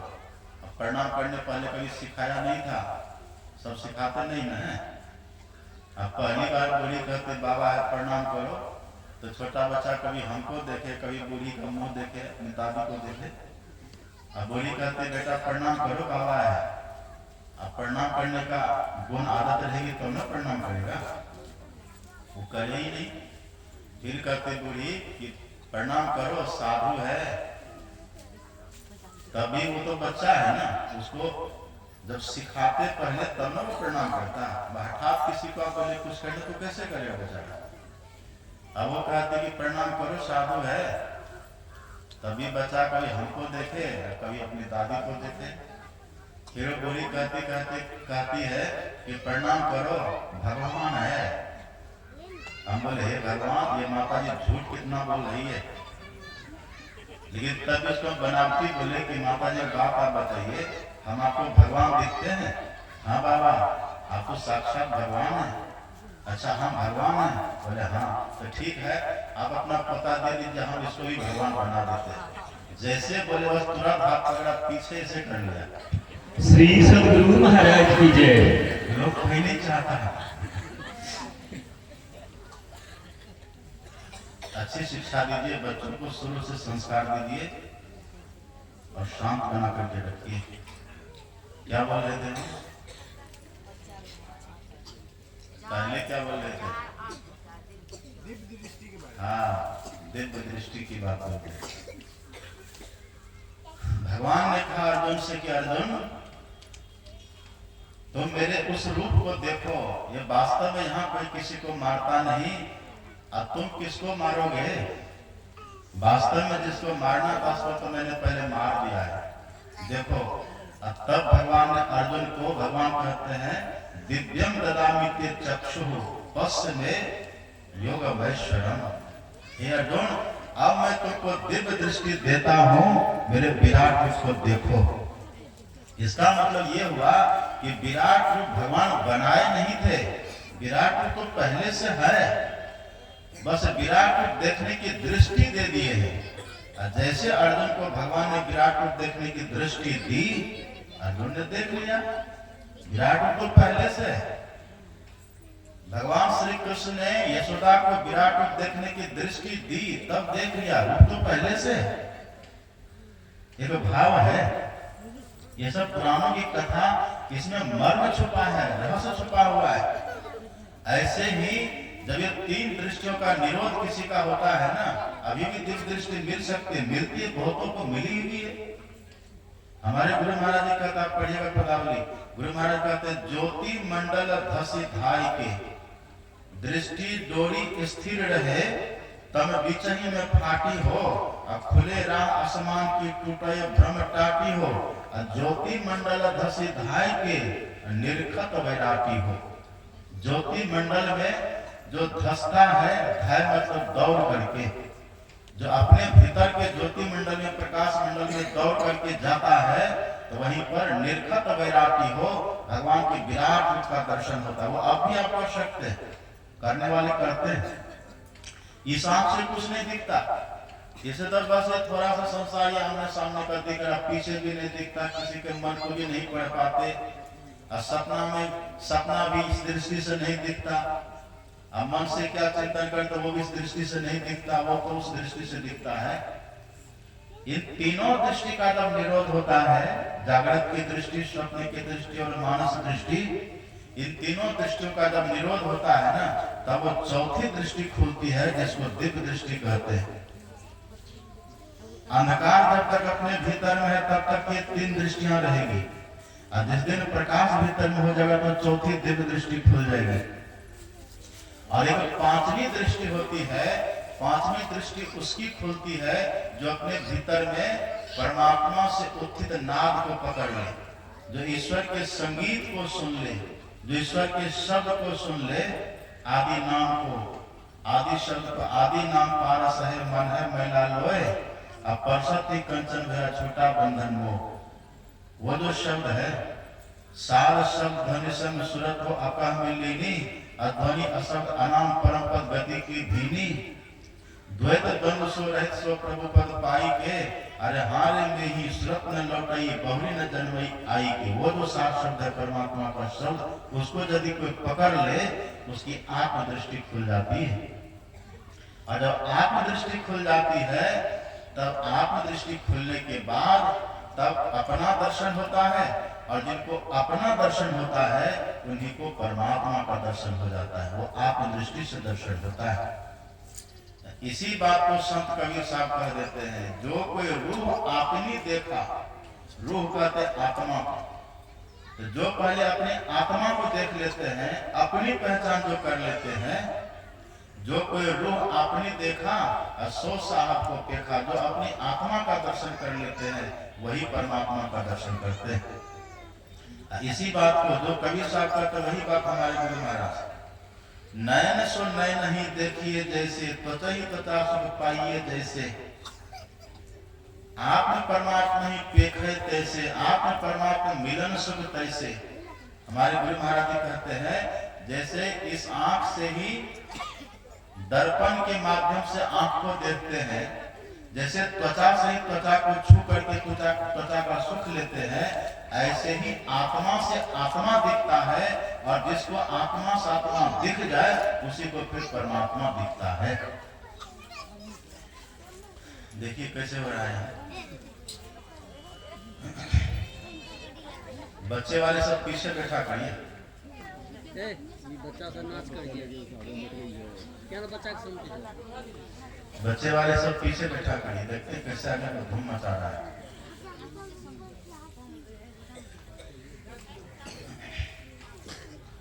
इबादत है किसी नासाद को फिर साध कर देना, इबादत है किसी बर्बाद को आबाद कर देना, यही सीखा है सागर हमने मुर्शद का कदम छूकर, अगर वो खुदा से मिलना तो पता खुद का लगा लेना। जिसको खुद का पता लगता है उसी को खुदा का भी पता लगता है, जिसको अपना पता लगता है उसी को ईश्वर का पता लगता है। इसलिए अपना पता पहले। वही आपने पाठ में सुना था, ध्यान से सुनिए, पाठ में आपने सुना था, दो उपनिषद का पाठ हुआ, केनोपनिषद और कठोपनिषद, ये दो उपनिषद का पाठ हुआ था। केनोपनिषद में यह वर्णन है कि ईश्वर का दर्शन किससे होता है, ये वर्णन है केनोपनिषद में। और कठोपनिषद में वर्णन है ईश्वर क्या है और ईश्वर का दर्शन नहीं करने से क्या होता है, ये वर्णन आप आपने पाठ में सुना। और केनोपनिषद में ये वर्णन है ईश्वर का दर्शन किससे होता है और दर्शन नहीं करने पर क्या होता है, वो वर्णन। इहि चेद वेदी दत्त सत्यमस्ति न चेदि हावे दीन महति विनष्टि, भूतेषु भूतेषु विचित्र धीरा प्रत्यास्मा लोकादमृता भवन्ति। उपनिषद के ऋषि कहते हैं यदि इसी जन्म में ब्रह्म को जान लिया तब तो ठीक है, यदि इसी जन्म में ब्रह्म को नहीं जाना तब बहुत बड़ी भारी हानि है। इसी जन्म का मतलब क्या हुआ? इसी जन्म का मतलब होता है, इस कहते हैं नजदीक को और उस कहते हैं दूर को। इसी जन्म से मतलब है अभी जो मानव का जन्म हम लोग को मिला हुआ है ना, इसी मानव जन्म में अथवा इसी मानव तन में रह करके, यदि इसी मानव तन में रह करके इसी मानव तन से ईश्वर को अगर हम जान लिए तब तो ठीक है, और नहीं तो बहुत बड़ी भारी हानि है। हानि क्या है बहुत बड़ी भारी? तो ऋषि कहते, संत कहते भारी हानि यही है कि ये मानव का शरीर अभी है ना, और जब ये छूट जाएगा तो हम 84 लाख प्रकार के शरीर में चले जाएंगे। हम 84 लाख योनियों में हम चले जाएंगे। वही इसी बात को संत कबीर साहब कहते थे। संत कबीर साहब कहते हैं, लख 84 भ्रमी के अब पांव पर अटके आए, अब की पासा ना पड़े फिर 84 जय। यही सबसे बड़ी भारी हानि है। ये अभी इस मानव तन में भी आप और हम हैं, इस मानव तन में, पर जब मरेंगे तो उसके बाद फिर से मानव तन नहीं मिले, यही सबसे बड़ी भारी हानि है। मरने के बाद हम 84 लाख में चले गए, यही सबसे बड़ी भारी हानि है। वही कबीर साहब भी कहते हैं, लख 84 भ्रमी के पांव पर अटके आए, और अब की पासा ना पड़े, मतलब अब की ईश्वर को नहीं देखे तो फिर 84 जाए। हम जहां से आए थे ना 84 लाख प्रकार की योनियों से, फिर हम वहीं चले जाएंगे। और फिर वहां जब चले जाएंगे तो वहां कौन कहां किसका घर होता है, कौन किसका भाई, कौन किसका बंधु, कौन किसकी बहन, कौन किसका सखा, कौन किसका सहोदर, कौन किसकी माँ, कौन किसके पिता, कोई पहचान नहीं होती है। वहां न घर, न द्वार, न मठ, न मंदिर, न अपना, न पराया, न शत्रु, न मित्र। बस वहां तमोगुणी होकर के जीते रहिए। कभी कोई मार देगा या फिर मर जाएंगे, ऐसे तमोगुणी जीवन, अज्ञानता का जीवन उधर होता है। मैंने कल कहा था ना, भूख लगता है भोजन कर लेते, प्यास लगती है पानी पी लेते, नींद आती है सो लेते, ठंड लगती है कंबल ओढ़ लेते हैं, गर्मी लगती है पंखा चला लेते हैं। पर उधर ऐसी कोई व्यवस्था नहीं है। बड़ा दुख होता है। इसलिए ही सबसे भारी हानि है। ऋषि कहते यदि इसी जन्म में ब्रह्म को जान लिए तब तो ठीक है, नहीं तो बहुत बड़ी भारी हानि, मतलब फिर हम 84 लाख प्रकार की योनियों में उधर चले जाएंगे। अब फिर कब मनुष्य बनेंगे इसका कोई आता पता नहीं है। का जानी कछु पुण्य प्रगटयो तेरो मानुखा अवतार, घटत छिन छिन बढ़त पल पल जात न लागी बार। वृक्ष ते फल टूटी पड़ियो है बहुरी न लागत डार। एक बार जब पेड़ से फल टूट के नीचे गिर जाता है ना, फिर वो नीचे फिर पेड़ में नहीं लगता। टूट गया सब टूट गया। एक बार हमसे भूल हो गई तो भूल हो गई, बस अब नहीं मिलेगा।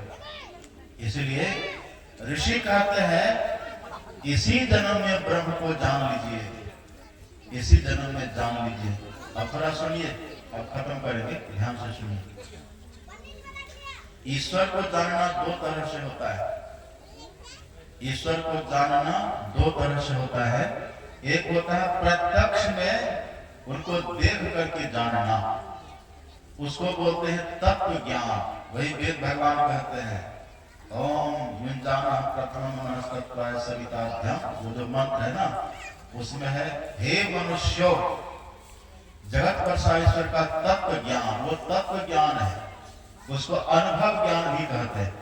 अनुभव ज्ञान कह दीजिए, तत्व ज्ञान कह दीजिए, स्वरूप बोध कह दीजिए, अपरोक्षानुभूति कह दीजिए, वो है प्रत्यक्ष ज्ञान कह दीजिए। एक इस तरह से लोग देखते हैं, और इस तरह से जिनको ज्ञान हो जाता है वो संत कहलाते हैं, वो संत होते हैं। जो ईश्वर को प्रत्यक्ष देख ले वो संत कहलाते हैं। लेकिन अभी ईश्वर का दर्शन नहीं किए, पर उनके लिए ठीक समझ लिए। क्या समझ लिए? ईश्वर का दर्शन जब भी होगा आत्मदृष्टि से दर्शन होगा, ये समझ लिए। ईश्वर का दर्शन जब भी होगा अपने भीतर में होगा, ये समझ लिए। काहे रे बन खोजन जाई, सर्वनिवासी सदा आले पात को ही संग समाई। आप पूप मधी जो बास बसो के हम मुकर माही जैसे छाई और तैसे ही हरि बसे निरंतर घट ही खोजो भाई, ये घट ही खोजो। संत गुरु नानक कहते हैं और संत कबीर साहब कहते हैं घट घट अंतरी ब्रह्म लुकाया, घट घट ज्योति सवाई। संत गुरु नानक जी कहते हैं अब बदर कपाट मुक्ते गुरुवती निर्भय ताली लाई। ये घट घट सबके भीतर में जो ईश्वर है, तो ये पूर्ण ज्ञान हो जाना चाहिए। ईश्वर का दर्शन जब भी होगा तो भीतर में होगा, बाहर नहीं होगा। ईश्वर का दर्शन जब भी होगा आत्मा से होगा, आत्मदृष्टि से होगा और भीतर में होगा, ये ज्ञान हो गया।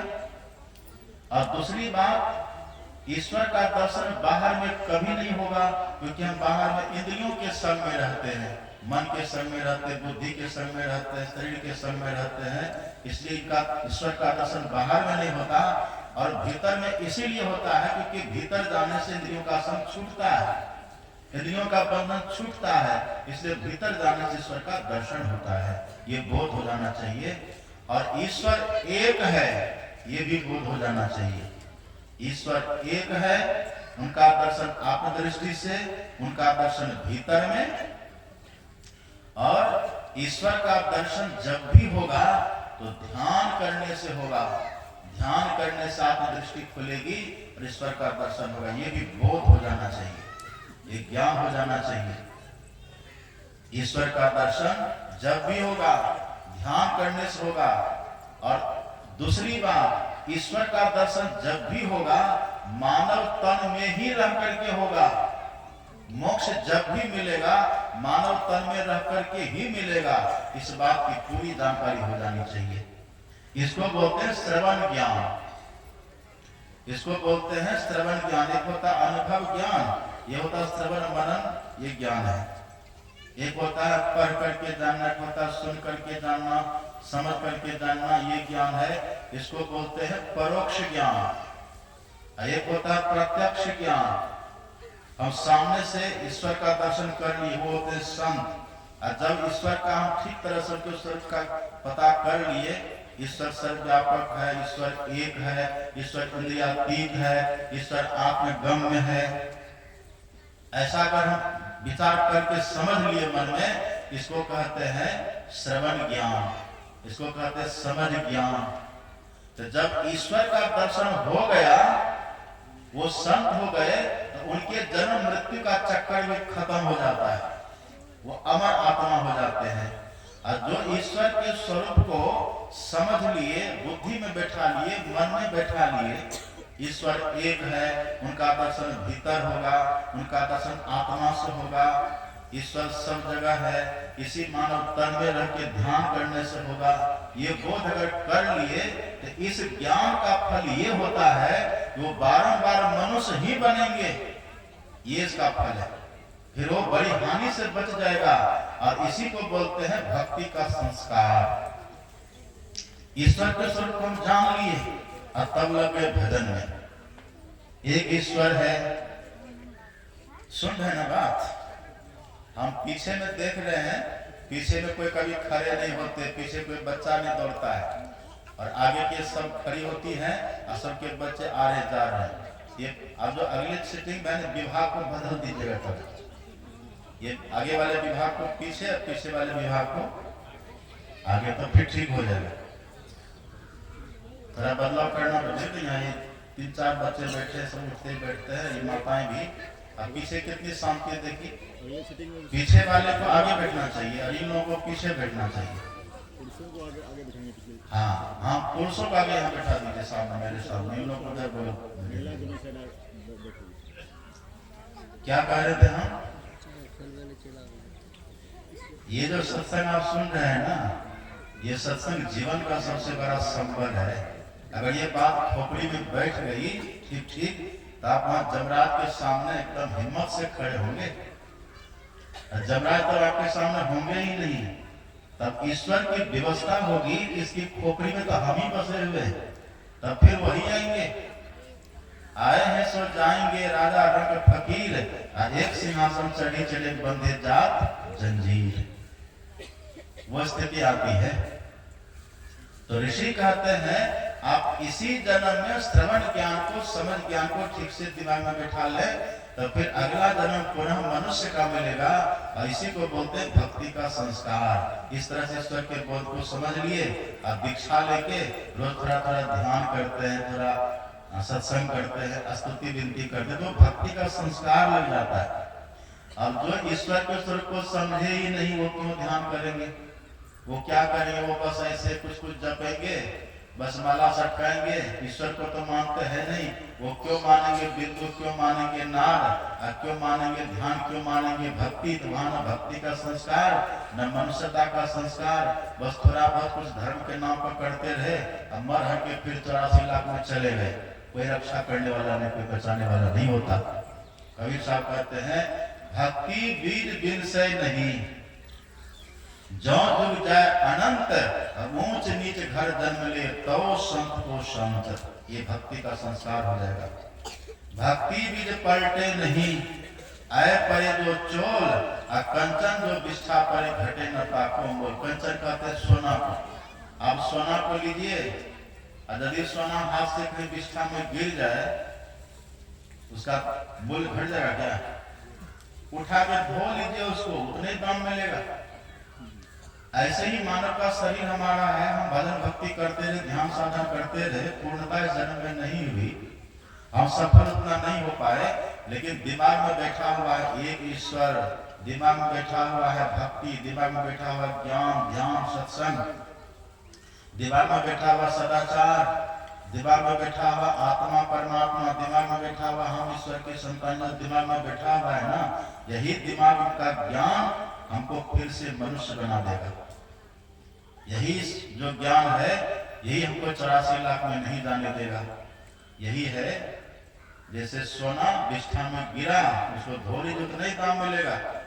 ऐसे ही अगर अंतिम ये सब हमको स्मृति में रही, तो हम मनुष्य बनेंगे। और यदि खुदा न खास्ता कहीं भूल चूक से अन्य कोई स्मरण में बात आ गई, जैसा आपने सुना ना भागवत में, भरत जी को अंतिम में मृगा की याद आ गई थी, तो मृगा बन गया था। पर वही फर्स्ट एंड लास्ट, अंतिम और वही जन्म था उनका। फिर मृगा मरा, फिर से मनुष्य बन गए। तो यदि अंतिम में किसी को पुत्र की याद आ जाएगी और तब मर जाएंगे, तो उसको सुअर का जन्म मिलता, पर लास्ट होता, फिर से मनुष्य बन जाते हैं। किसी को पत्नी की याद आ गई, मर गई, तो कुत्ता बनते, पर वो फिर से मनुष्य बन जाते हैं।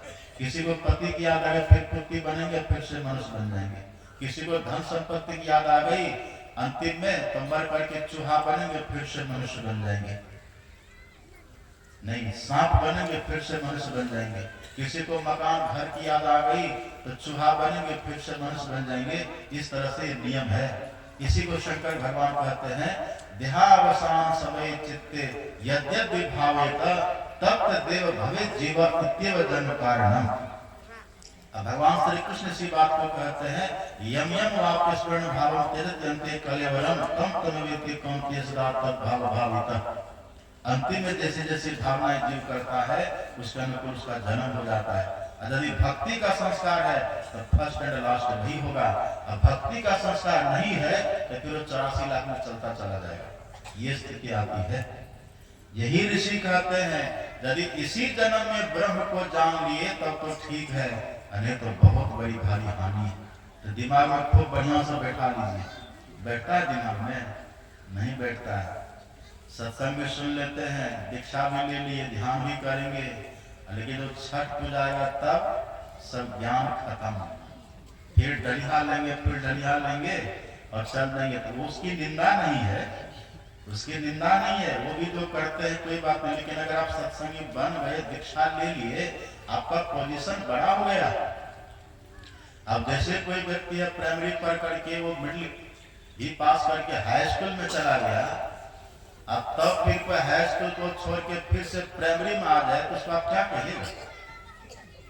ऐसे ही आपने पहले बहुत छठ किया, आप पहले बहुत छठ किए, बहुत देव उठान किए, अब बहुत दीपावली मनाए, बहुत खरदतिया मनाए, सब कुछ किए, बहुत जहाँ तहाँ जाकर शिवालय में जल चढ़ाए, भांग धतूरा जो भी चढ़ना था चढ़ाए, बहुत जल लेके वहां बैजनाथ धाम गए, अब वही सब जो पुण्य इकट्ठा हुआ ना आपके जीवन में, उसी पुण्य के प्रताप से आप सत्संगी बने, दीक्षा लेकर के ध्यान करने लगे, इतने ऊंचाई पर आप आ गए।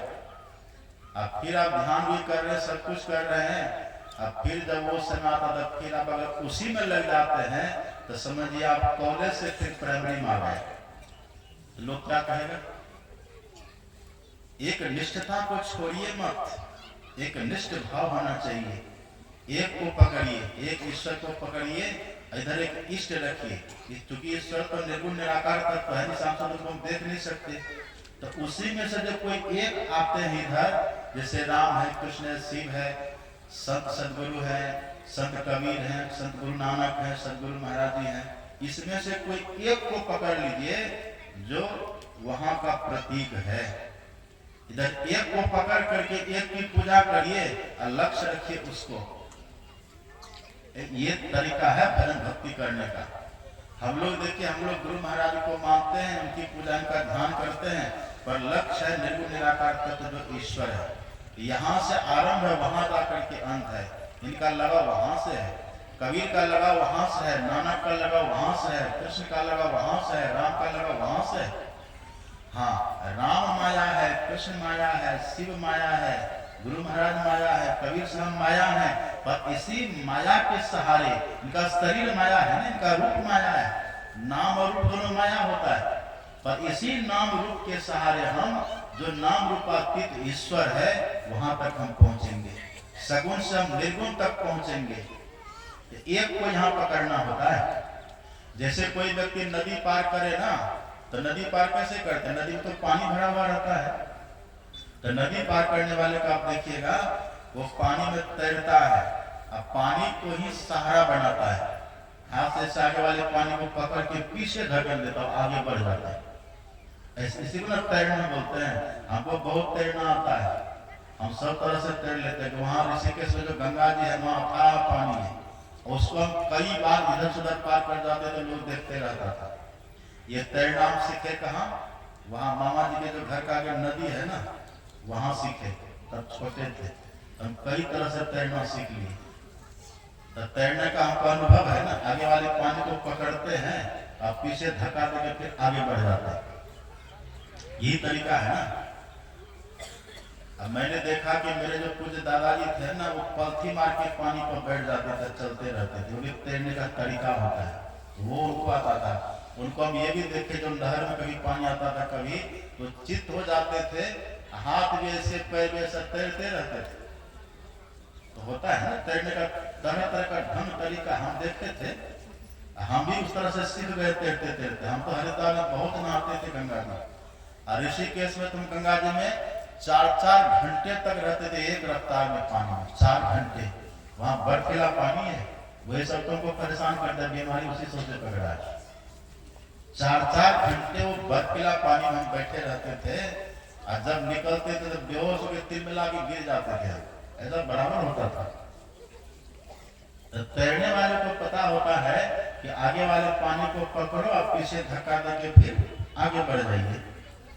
ऐसे ही ये संसार नाम रूपात्मक है, ये माया है। तो सभी नाम रूपों को छोड़ करके एक नाम रूप को पकड़ लीजिए जिसमें आपकी श्रद्धा है। जैसे हम लोग गुरु महाराज को पकड़ लिए, कोई संत कबीर साहब को पकड़ लेते, कोई राम भगवान को पकड़ लेते, कोई कृष्ण भगवान को पकड़ लेते। एक को पकड़ करके एक की पूजा करते रहिए तो आप पार हो जाएंगे। और 2-4 को पकड़िएगा तब 2-4 नाव पर पार कर पाइएगा नदी को। एक नाव पर जो बैठे तो आराम से नदी को पार कर जाएगा, और 2-4 नाव पर बैठे तब एक पर एक पैर रखे, दूसरे पर एक पैर रखे, तीसरे पर एक हाथ रख दे, चौथे पर दूसरा हाथ रख दे, तो पार कर जाइएगा। उसी में धरफरा के गिर के नदी में डूब के मर जाएंगे। आश्चर्य है। आप भी उठ जाइए ना तीनों, यहाँ से उठ जाइए दोनों यहाँ से। बच्चे को लेकर पीछे चले जाइए, आगे बैठना आपको जरूरी है क्या? पीछे कितनी शांति है देखिए।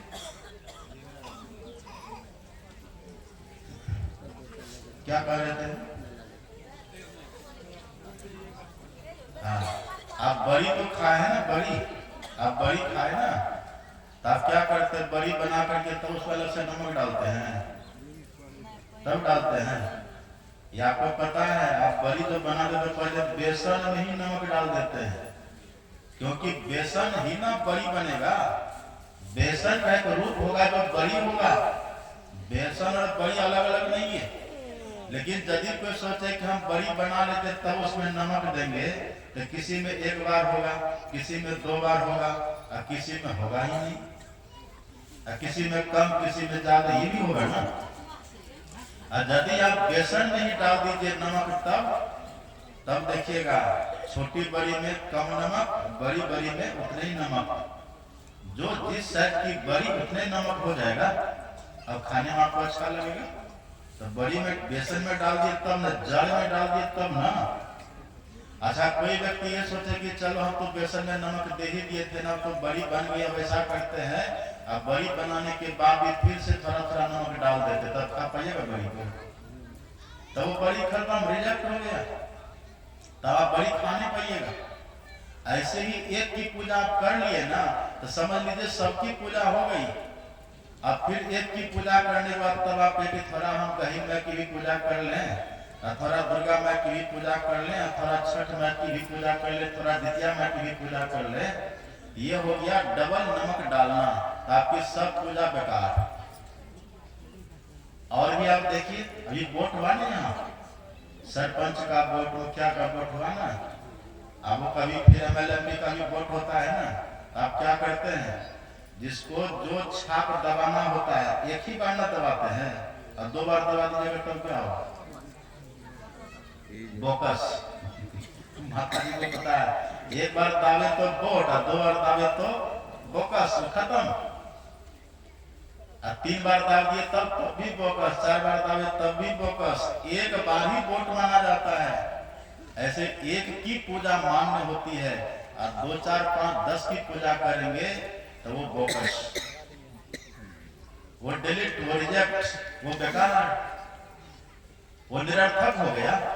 इसीलिए कहते हैं एके साधे सब सधे, और सब साधे सब जाए, और जो कोई सींचे मूल को फूले फले अघाए। इसलिए जड़ को सींचिए, बड़ी पात पात के सींचवो, और बड़ी बड़ी के लोन, और तुलसी खोटे चतुर कली ढहके को ना, वो ठगे जाते हैं। इसलिए एक ईश्वर को ध्यान में रखिए, इधर एक इष्ट को पकड़ लीजिए, एक इष्ट को पकड़ लीजिए। तुलसीदास ने राम को पकड़ लिया, सूरदास ने कृष्ण को पकड़ लिया, मीरा ने कृष्ण को पकड़ लिया, हनुमान जी ने राम को पकड़ लिया, संत कबीर साहब ने गुरु को पकड़ लिया। संत कबीर साहब कहते मूल ध्यान गुरु रूप है, मूल पूजा गुरु पांव, और मूल नाम गुरु वचन है, मूल सत सत भाव। कबीर साहब ने गुरु को पकड़ लिया, संत गुरु नानक ने गुरु को पकड़ लिया। संत गुरु नानक कहते हैं गुरु की मूर्ति मन नहीं ध्यानो, गुरु के शब्द मंत्र मन मानो, गुरु के चरण हृदय ले धारो, गुरु पार ब्रह्म सदा नमस्कारो। गुरु के स्वरूप में मानते हैं, और हम लोग भी गुरु महाराज के रूप में सबको मानते हैं। तो एक गुरु महाराज को पकड़ लिया तब कोई बचा? उधर नहीं बचा। एक गुरु महाराज की पूजा खूब बढ़िया से करिएगा। गुरु पूजे सब देवन पूजे, गुरु सेवा सब सेवा। 3300 करोड़ देवी देवता की पूजा हो जाएगी, और गुरु महाराज की पूजा करते करते, ध्यान करते करते आप वहां निर्गुण निराकार ईश्वर तक पहुंच जाएंगे। वहां तक पहुंच जाइएगा। और जो कभी गुरु महाराज की पूजा किए, कभी हनुमान जी की पूजा किए, कभी ध्वजा फेरे, और कभी कहिल माई की पूजा किए, कभी खरजितिया किए, कभी छठ किए, तो वो बेकार, वो सब फोकस सब बेकार हो गया। इसलिए एक को पकड़िए, एक की पूजा करिए। एक की पूजा करने वाले की भक्ति सफल होती है। तो एक की पूजा करिए, मंत्र का उनके नाम का जप करिए, उनके रूप का ध्यान करिए, दृष्टियों की साधना करिए, और नादानुसंधान करिए। ये साधना की बस 4 ही पद्धति है, और दूसरी तीसरी चौथी कोई पद्धति नहीं है। गीता में यही बात है, रामायण में यही बात है, संत कबीर यही बात को कहते हैं, संत गुरु नानक यही बात को कहते हैं, वेद यही बात को कहते हैं, उपनिषद यही बात कहती है, सब पुराण यही बात कहता है। इस तरह से ज्ञान को समझ करके ध्यान करिए, तब सबको लाभ मिलेगा। इसको बंद करिए, इसको बंद करिए, बंद करा के एक को पकड़ लीजिए। आज का बस यही हुआ, आज का विषय बस यही हुआ। हम आत्मा है और आत्मा जीवात्मा परमात्मा की संतान है, हम उनके अंश हैं। उनका दर्शन जब भी होगा, इस आंख से उनका दर्शन नहीं होगा, उनका दर्शन जब भी होगा आत्मदृष्टि से होगा और अपने अंदर में होगा ईश्वर का दर्शन। और सभी इंद्रियों